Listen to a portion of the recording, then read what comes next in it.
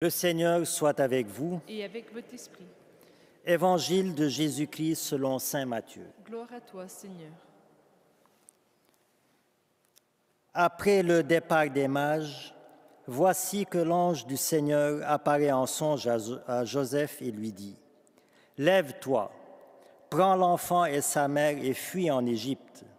Reste là-bas jusqu'à ce que je t'avertisse, car Hérode va rechercher l'enfant pour le faire périr. » Joseph se leva dans la nuit, il prit l'enfant et sa mère et se retira en Égypte, où il resta jusqu'à la mort d'Hérode, pour que soit accomplie la parole du Seigneur prononcée par le prophète : « D'Égypte, j'ai appelé mon fils. » Alors Hérode, voyant que les mages s'étaient moqués de lui, entra dans une violente fureur. Il envoya tuer tous les enfants jusqu'à l'âge de 2 ans à Bethléem et dans toute la région, d'après la date qu'il s'était fait préciser par les mages. Alors fut accomplie la parole prononcée par le prophète Jérémie. Un cri s'élève dans Rama, pleurs et longues plaintes. C'est Rachel qui pleure ses enfants et ne veut pas être consolée, car ils ne sont plus. Acclamons la parole de Dieu. Louange à toi, Seigneur Jésus.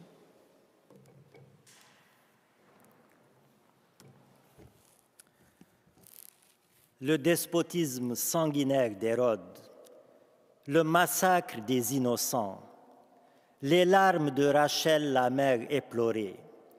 Ce n'est pas là, frères et sœurs, un tableau figé de l'Antiquité. Non, c'est une réalité mouvante qui parcourt notre monde encore aujourd'hui. Sanguinaires, politiques ou idéologiques, les despotismes, les massacres, les pleurs, les larmes de mères éplorées sont encore légion 2 millénaires plus tard.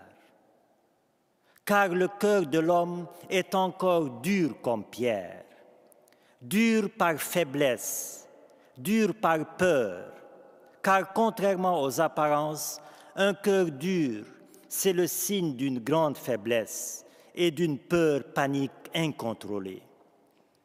Hérode, le roi de la haine, le roi de la brutalité, le roi de l'orgueil, a eu peur du roi de l'amour, du roi de la douceur, du roi de l'humilité, l'enfant Jésus.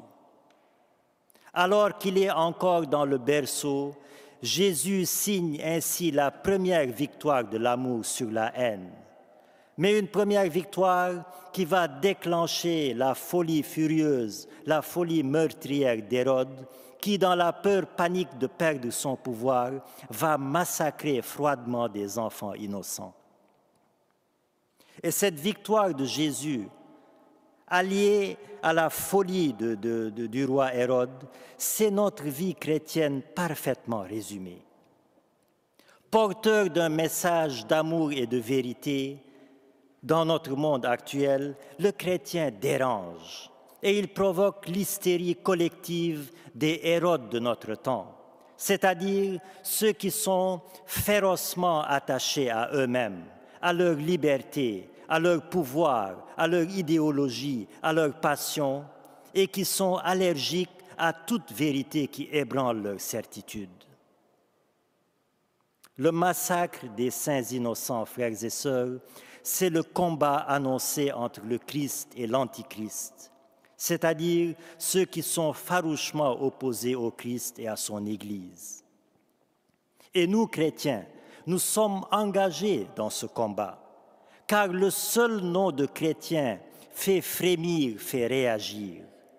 Et plus le chrétien manifeste l'amour et la vérité du Christ, plus l'Antichrist sursaute de colère et de haine. Alors, ne soyons pas surpris, frères et sœurs, si dans notre entourage, si dans notre monde, notre être chrétien dérange, car l'enfant de la crèche a déjà dérangé jusqu'à la folie le roi de son époque. Mais bien sûr, il ne s'agit pas de déranger en faisant le mal.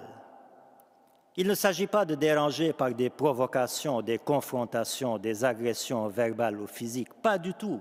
Absolument pas, et surtout pas d'ailleurs.